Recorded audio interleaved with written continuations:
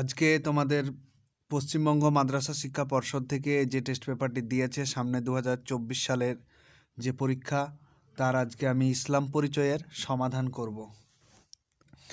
এর আগে তোমরা ইতিমধ্যেই পেয়ে গেছো ইসলাম পরিচয়ের 3টে সেট পেয়েছো সমাধানের। আজকে 4 নম্বর সেট বা পৃষ্ঠা নম্বর 430। এই মাদ্রাসা বোর্ডের টেস্ট পেপার দেখবে, যত সমাধান আছে সমস্ত প্লেলিস্টে গিয়ে পেয়ে যাবে। প্রথম প্রশ্ন, আল ওয়াসু শব্দটির অর্থ কী? সেটা হচ্ছে কুমন্ত্রণা। দ্বিতীয়, মক্কা নাম অবতীর্ণ হয়েছিল কোথায়? এটা হচ্ছে মদিনায়। পরবর্তী প্রশ্ন, শব্দের অর্থ হচ্ছে, এটা শব্দের অর্থটা দেখো যে ধৈর্য। পরবর্তী প্রশ্ন, মক্কা বিজয়কালে মুসলিমদের সৈন্য সংখ্যা কত ছিল? সেটা হচ্ছে 10,000। পরবর্তী প্রশ্ন, যে এই কথাটির অর্থ কী? সেটা হচ্ছে মানুষের অধিপতি। পরবর্তী প্রশ্ন, সূরা আসরে কাদের ক্ষতিগ্রস্তদের মধ্যে গণ্য করা হয়নি? এখানে দেখো তোমরা এইটুকু লিখবে যে মানুষ অবশ্যই ক্ষতিগ্রস্ত, এটুকু লিখতে হবে না। লিখবে তারা ক্ষতিগ্রস্ত নয় যারা বিশ্বাস স্থাপন করে ও সৎকর্ম করে, জাস্ট এইটুকু লিখে দেবে। পরের প্রশ্ন হলো সূরা আসরে এটা তো হলো যে কে নবী সাল্লাল্লাহু আলাইহি ওয়াসাল্লামকে জাদু করেছিল? এটার উত্তর হবে যে লাবিদ বিন আসাম।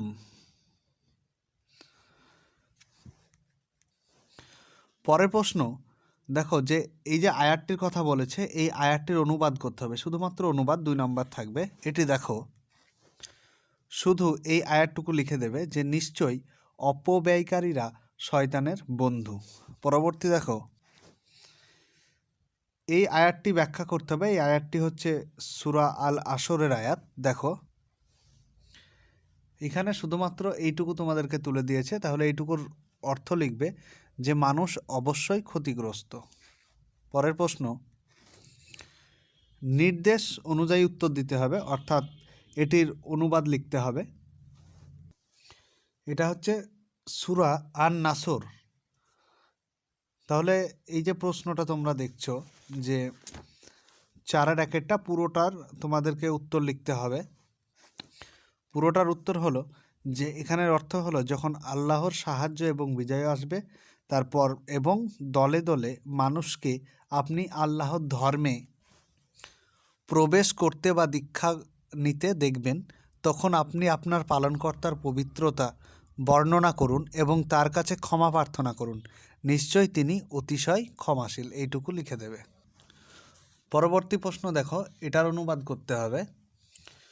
এটার অনুবাদ হলো যে তোমরা পরস্পর ঝগড়া বিবাদ করবে না, তাহলে তোমরা সাহস হারিয়ে ফেলবে এবং তোমাদের শক্তিও বিলুপ্ত হবে, আর তোমরা ধৈর্য ধারণ করো। এইটুকু লিখে দেবে।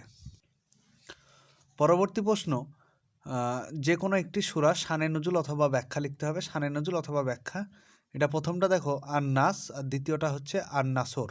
তাহলে আমি দুটোই দেখিয়ে দিচ্ছি। প্রথমে আন নাসিরটা দেখিয়ে দিচ্ছি, তোমরা শানে নজুল অথবা ব্যাখ্যা, আমি দুটোই দেখিয়ে দিচ্ছি, তোমরা যে কোনো একটি লিখবে। এটি হচ্ছে সূরা আন নাসের, যে মানুষের প্রকাশ্য শত্রু শয়তান, সে কুমন্ত্রণা দিতে প্রতারিত করে, তার কুচক্র থেকে আল্লাহর সাহায্য ছাড়া রেহাই পাওয়া কখনোই সম্ভব নয়। এইটুকু ধরে তোমরা শেষ পর্যন্ত এই যে কুমন্ত্রণা দিতে থাকে এই পর্যন্ত তোমরা লিখে নেবে। এটা হচ্ছে ব্যাখ্যা। আর এর শানে নজুল দেখো যে শানে নজুল এইটুকু আছে, হযরত মুহাম্মদ সাল্লাল্লাহু আলাইহি সাল্লাম থেকে শুরু করে এই অবতীর্ণ হয় এই পর্যন্ত তোমরা লিখে দেবে। পারলে তোমরা স্ক্রিনশট মেরে নিও অথবা খাতায় পয়েন্ট করে বা টেস্ট পেপারের পেজ নাম্বার দিয়ে লিখে নিও উত্তরটা। পরবর্তী প্রশ্ন, বিভাগ ক থেকে বা হাদিস থেকে, যে সমস্ত হাদিসের বর্ণনা পরম্পরা নবী সাল্লাল্লাহু আলাইহি ওয়াসাল্লাম পর্যন্ত পৌঁছেছে তাকে কি বলে? তাকে মারুফ হাদিস বলা হয়। পরের প্রশ্ন, বর্ণনা পরম্পরা অনুসারে হাদিস কত প্রকারের? 3 প্রকার, 5 প্রকার, 4 প্রকার, 6 ভাগে। তাহলে এখানে হচ্ছে 3 ভাগে বিভক্ত। যে কোনো 3টি প্রশ্নের উত্তর দিতে হবে। পরবর্তী প্রশ্ন, শরীয়তের পরিভাষায় হাদিস কাকে বলে? উত্তরটা হচ্ছে হাদিস শব্দের অর্থ কথা বা বাণী। শরীয়তের পরিভাষায় মহানবী সাল্লাল্লাহু আলাইহি ওয়াসাল্লামের বাণী, কর্ম ও তার মৌন সম্মতিকে হাদিস বলা হয়। পরের প্রশ্ন, যে হাদিসে কৌলির সংজ্ঞা দাও। হাদিসে কৌলি কাকে বলে? তাহলে এখানে দেখো যে নবী করিম সাল্লাল্লাহু আলাইহি ওয়াসাল্লাম তিনি যা বলেছেন সেটিকে হাদিসে কৌলি বলা হয়। জাস্ট এইটুকু লিখে দেবে। যদি হাদিসে ফেলি বলে তাহলে বলবে যে নবী করিম সাল্লাল্লাহু আলাইহি ওয়াসাল্লাম যা করেছেন সেটিকে হাদিসে ফেলি বলা হয়, আর যেটি বলেছেন সেটি হাদিসে কৌলি। পরবর্তী প্রশ্ন আরেকটাও আসতে পারে, খুব ইম্পর্টেন্ট, যে হাদিসে তাকরিরি কাকে বলা হয়? তাহলে এটুকু লিখে দেবে যে তিনি অন্যকে যা করতে দেখে কিংবা বলতে শুনে কোনো প্রতিবাদ করেননি, সেটিকে হাদিসে তাকরিরি বা সম্মতিসূচক হাদিস বলা হয়। এটাও খুব ইম্পর্টেন্ট, তোমরা জেনে রাখো। পরের প্রশ্ন দেখো, সনদ কাকে বলে? সনদ হচ্ছে যিনি কোনো একটি হাদিস বর্ণনা করেন তাকে আরবি ভাষায় রাবি বলে। হাদিসের বর্ণনা পরম্পরাকে সনদ বলা হয়। এটুকু লিখে দেবে, তোমরা মুখস্থ করে নিয়ে, এগুলি খুব ইম্পর্টেন্ট, এবার আসতে পারে। পরের প্রশ্ন দেখো, এখানে রানী আছে কিন্তু এটা রানী হবে না, এটা হতে পারে রাবি হতে পারে, প্রিন্টিং মিস্টেক আছে। যে রাবি কাকে বলে? রাবি হচ্ছে যে যিনি হাদিস বর্ণনা করেন, যিনি হাদিস বর্ণনা করেন, অর্থাৎ লিখতে পারো যিনি, অর্থাৎ হাদিস বর্ণনাকারীকে রাবি বলে, এটিও লিখতে পারো। পরবর্তী প্রশ্ন দেখো, নিচের যে কোনো একটি হাদিসের অনুবাদ করো। তাহলে প্রথম হাদিসটি দেখো, এটা হচ্ছে প্রথম হাদিস তোমাদের ইসলাম পরিচয়ের বইয়ের যে 5 নম্বর হাদিস আছে সেটি। শুধু কি করতে বলেছে? শুধু অনুবাদ করতে বলেছে। তাহলে অনুবাদটুকু লিখে দেবে যে বিশ্বস্ত সত্যবাদী মুসলিম বণিক কিয়ামতের দিন শহীদের সঙ্গে থাকবে। জাস্ট এইটুকু লিখে দেবে। পরের প্রশ্নটি দেখো, 7-এর 2-এরটা। এই হাদিসটি হলো, এটি ইসলাম পরিচয় তোমাদের 17 নম্বর পেজে আছে। দেখো যে এই হাদিসটির অর্থ হলো, সমগ্র সৃষ্টি আল্লাহর আপনজন, সুতরাং তিনি আল্লাহর নিকট সর্বাধিক প্রিয়, যিনি তার আপনজনের প্রতি বেশি অনুগ্রহশীল। এইটুকু লিখবে। পরবর্তী দেখো যে 7-এর 2-এরটা। প্রথম হাদিসটির কি বলেছে না, অনুবাদ সহ ব্যাখ্যা করতে হবে, অর্থাৎ অনুবাদও লিখতে হবে, ব্যাখ্যাও করতে হবে। প্রথম হাদিসটি দেখো যে শ্রমিকের গায়ের ঘাম শুকিয়ে যাওয়ার পূর্বে তার পারিশ্রমিক দিয়ে দাও, এটি অনুবাদ। এরপর ব্যাখ্যাটা বা তাৎপর্যটা দেখো, এইটুকু আছে তোমাদের ইসলাম আসার আগে পৃথিবী থেকে শুরু করে এখানে করব না পর্যন্ত। তোমরা স্ক্রিনশট নিয়ে নিও অথবা লিখে নিও, এইটুকু পুরোটাই লিখবে। পরবর্তী যেটা আছে দেখো যে 2 নম্বরেরটা হচ্ছে অর্থটা, তোমরা দুনিয়াবাসীদের প্রতি দয়া করো, যিনি আকাশে আছেন তিনিও তোমাদের প্রতি দয়া করবেন। এটা হচ্ছে অনুবাদ।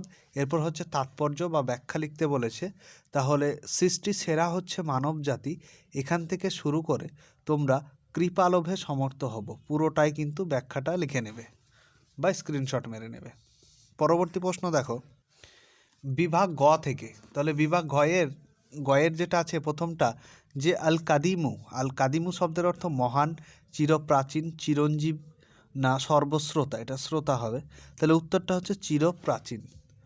পরবর্তী প্রশ্ন, আল্লাহর অসংখ্য গুণাবলীকে কি বলা, মানে গুণাবলীকে কত ভাগে ভাগ করা যায়? এটা তো জানোই যে 2 ভাগে ভাগ করা যায়। পরবর্তী প্রশ্ন,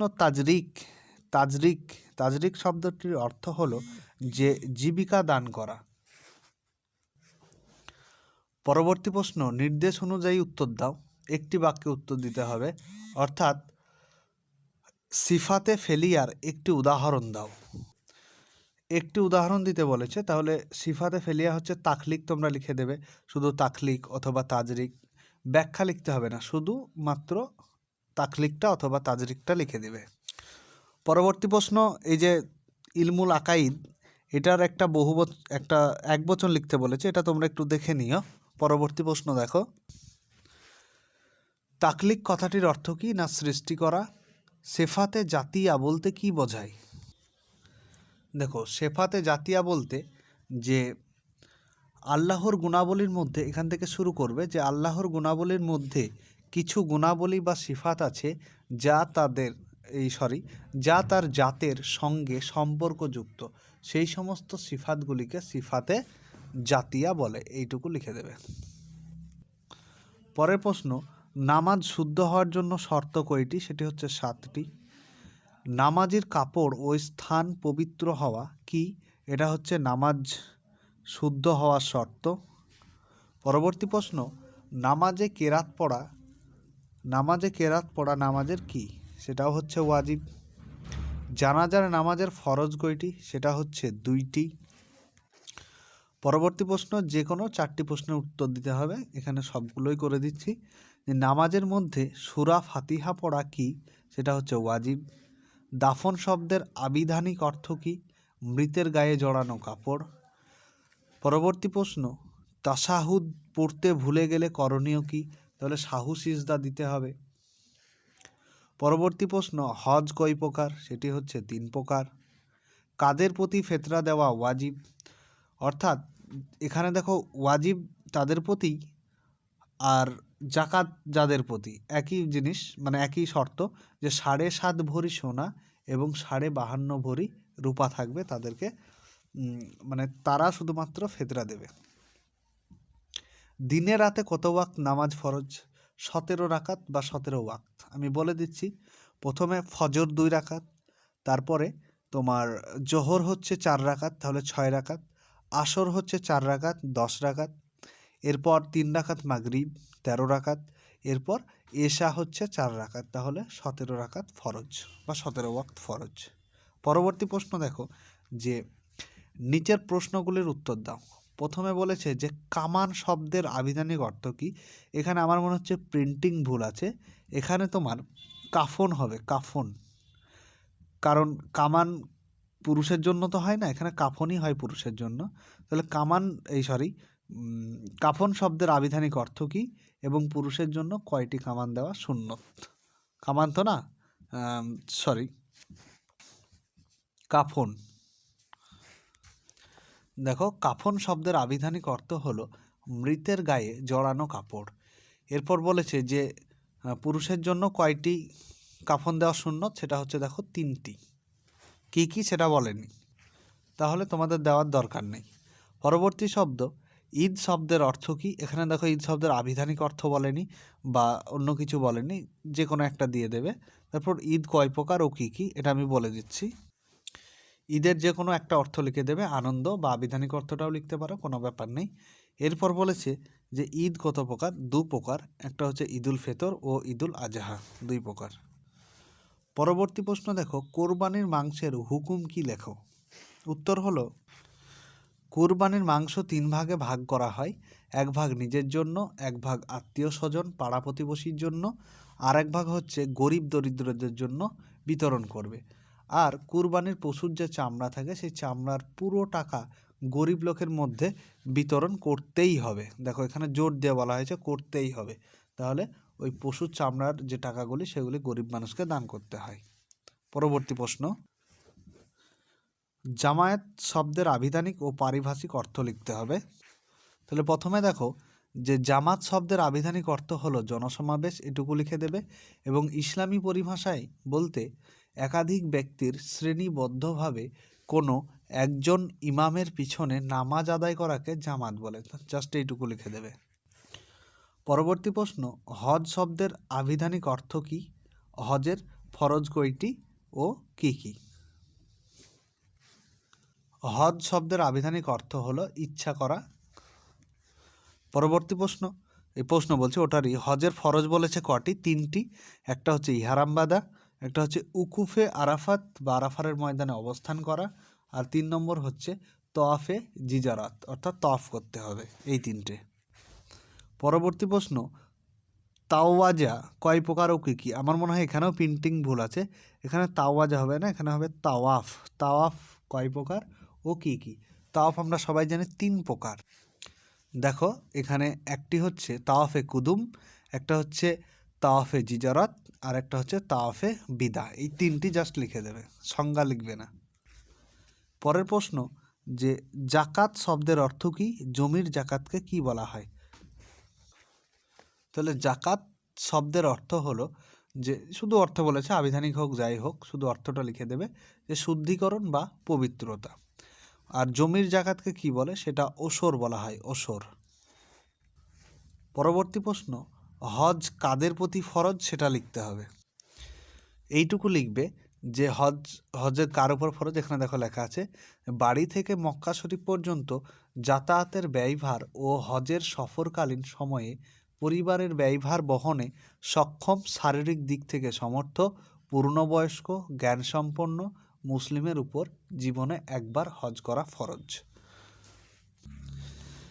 প্রশ্নগুলি এইভাবে করছি ভিডিওতে, তোমরা কেমন লাগবে বা কেমন লেগেছে সেটা জানিও, এবং সমস্ত সাবজেক্টের টেস্ট পেপারের সমাধান দেখবে প্লেলিস্টে যাবে, সেখানে সাবজেক্ট ওয়াইজ দেওয়া আছে, তোমরা দেখে নিও এবং বন্ধুদেরকে শেয়ার করে দিও যাতে তারা দেখে উপকৃত হয়, এবং পারলে সাবস্ক্রাইবটাও করতে বলো। তারপরের প্রশ্ন দেখো যে কাদের জাকাত দেওয়া যায় না। এখানে যাদের জাকাত দেওয়া যায় না তারা হচ্ছে অমুসলিম, পিতা মাতা, দাদা দাদি, নানা নানি, পুত্র কন্যা, এইভাবে ইত্যাদি দিয়ে লিখে দিবে। এবং প্রশ্ন নম্বর যেহেতু 3, তাই আমার মনে হয় সবগুলো লিখে দেওয়াই ভালো। পরের প্রশ্ন, দাফনকার পদ্ধতি আলোচনা করো, অর্থাৎ কিভাবে দাফন দেওয়া হয়। দেখো এখানে আছে যে দাফন দেওয়ার পদ্ধতি, যে লাশকে কবরের পশ্চিম দিক থেকে নামাতে হবে। মৃত ব্যক্তি স্ত্রীলোক হলে নামানোর সময় পর্দা করতে হবে। স্ত্রীলোকের লাশ সাধারণত পুত্র, পৌত্র, পিতা, চাচা, দাদা বা নিকট আত্মীয় যারা তাকে বিবাহ করতে পারবে না তারাই লাশ কবরে নামাবে।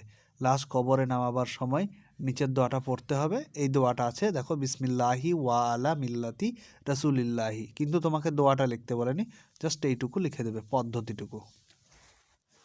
পরের প্রশ্ন দেখো যে ইহরাম বাঁধা অবস্থায় নিষিদ্ধ কাজগুলি কি কি লেখো। এটা কত আছে তোমার, 5 আছে, অর্থাৎ বড় প্রশ্ন, একটু বড় করে লিখতে হবে। এখানে দেখো ইহরাম বাঁধা অবস্থায় নিষিদ্ধ কাজগুলি হারাম, সেটা হচ্ছে পুরুষের জন্য জামা, পায়জামা, গেঞ্জি ইত্যাদি ধরনের সেলাই কাপড় পরিধান করা, পায়ের গোড়ালি ঢাকা পরে এমন জুতো পরা, মাথা ও মুখমণ্ডল আচ্ছাদিত করা মানে ঢাকা। পরের প্রশ্ন বলেছে যে 5 ওয়াক্ত নামাজের একটি তালিকা তৈরি করো। দেখো যেটা তালিকা তৈরি করা আছে আমি তোমাদের ওটা দেখিয়ে দিচ্ছি। এই দেখো যে এখানে পুরো নামাজের দেওয়া আছে, আর ওখানে বলেছে 5 ওয়াক্ত নামাজের। আমার মনে হয় এটাই করতে হবে, ফজর, জোহর, আসর, মাগরিব, এশা, এই যতটা নামাজ আছে তোমরা নামাজের এগুলি তুলে নেবে, সমস্ত কিছু, কোনটা ওয়াজিব, ফরজ কোনটা, নফল কত রাকাত, এইগুলো লিখে নিও। শুধু নামাজের বলেছে। পরবর্তী প্রশ্ন দেখো বিভাগীয়, ইলমুল ফারাইজ কথাটির অর্থ হচ্ছে ফারাইজ বিদ্যা। উত্তরাধিকারী হওয়ার শর্ত কয়টি, 3টি। পরবর্তী প্রশ্ন হচ্ছে আসহাবুল ফরজ মোট কতজন। আসহাবুল ফরজ মোট 12 জন, এর মধ্যে 4 জন পুরুষ আর 8 জন মহিলা। এটি নেই কিন্তু যদি আসতে পারে তাই আমি লিখে দিলাম। পরবর্তী প্রশ্ন, উত্তরাধিকার হতে বঞ্চিত হওয়ার কারণগুলি লেখো। উত্তরাধিকার হতে বঞ্চিত হওয়ার কারণ হচ্ছে 4টি। একটা হচ্ছে যে হত্যা করে, দ্বিতীয়ত ধর্মের বিভিন্নতা, 3 নম্বর দেশের বিভিন্নতা, আর 4 নম্বর যদি মৃত উত্তরাধিকারীর মধ্যে কেউ কৃতদাস বা আংশিক দাস হয় তবে একে অন্যের অংশীদারি হবে না। এইটুকু। পরবর্তী প্রশ্ন, ডি আসপেক্টিভাস গ্রন্থের রচয়িতা হচ্ছে আল-কিন্দি। পরের প্রশ্ন, ল্যাটিন ইউরোপে আল হাজন নামে কে পরিচিত ছিলেন, সেটা হচ্ছে ইবনে আল হাইথাম। পরের প্রশ্ন, কানুন 15, এটা ফিটটিভ হবে, গ্রন্থটির রচয়িতাকে, এটা হচ্ছে ইবনে সিনা। পরের প্রশ্ন, কোরআনের পুতকথা গ্রন্থটি কে রচনা করেন, সেটা হচ্ছে কুদরত ই খোদা। পদার্থবিজ্ঞানে আল বিরুনির শ্রেষ্ঠ অবদান হচ্ছে 18টি মূল্যবান পাথর ও আপেক্ষিক গুরুত্ব নির্ণয় করা। পরবর্তী প্রশ্ন, যে কোনো দুটি প্রশ্নের উত্তর দিতে হবে। উইংস অফ ফায়ার গ্রন্থটি কার লেখা? এপিজে আব্দুল কালামের। এপিজের ফুল ফর্ম হলো আবুল পাকির জৈনুল আবেদিন আব্দুল কালাম। তার জন্মস্থান কোথায়? না তামিলনাড়ুর রামেশ্বরামে। কুদরতে খোদা কোথায় জন্মগ্রহণ করেন? তার পিতা ও মাতার নাম কি? তিনি 1900 সালে জন্মগ্রহণ করেন এবং বীরভূমের মাড় গ্রামে। তার পিতা হলো আব্দুল, পুরোটা আছে যে সৈয়দ শাহ সুফি খন্দকার, আব্দুল মুকিত তার পিতা এবং সৈয়দ ফাসিহা খাতুন তার মা। পরবর্তী প্রশ্ন, আবু সারওয়ান ইবনে জুর কে ছিলেন? তিনি ছিলেন একজন চিকিৎসক ও দার্শনিক। তার উল্লেখযোগ্য দুটি গ্রন্থের নাম। পরবর্তী প্রশ্ন হচ্ছে, মৌলানা মনিরুজ্জামান ইসলামাবাদী জন্মগ্রহণ করেন কত সালে? সেটি হচ্ছে 1875 সালে। অতএব জাগো জাগো হে ভগিনী, এই আহ্বান কার? এটা হচ্ছে বেগম রোকেয়ার। এরপর নিস হাকিম খাওবেজান নিম মোল্লা খত্রে ইমান কার উক্তি? এটা হচ্ছে ডক্টর মোহাম্মদ শহীদুল্লাহ। পরবর্তী প্রশ্ন, রেজাউল করিম কোথায় জন্মগ্রহণ করেন আর তার পিতামাতার নাম কি? বীরভূমের শাসপুরে জন্মগ্রহণ করেন। পিতা হচ্ছে আব্দুল হামিদ, মাতা হচ্ছে জাবিয়া খাতুন। পরবর্তী প্রশ্ন, স্বাধীন ভারতের প্রথম শিক্ষামন্ত্রী কে ছিলেন? মৌলানা আবুল কালাম আজাদ। ভিডিওটি ভালো লেগে থাকলে বন্ধুদের সাথে শেয়ার এবং সাবস্ক্রাইব করো পরবর্তী ভিডিওর জন্য, এবং কোন ভিডিওটা লাগবে আর তোমাদের কমেন্টে জানিও।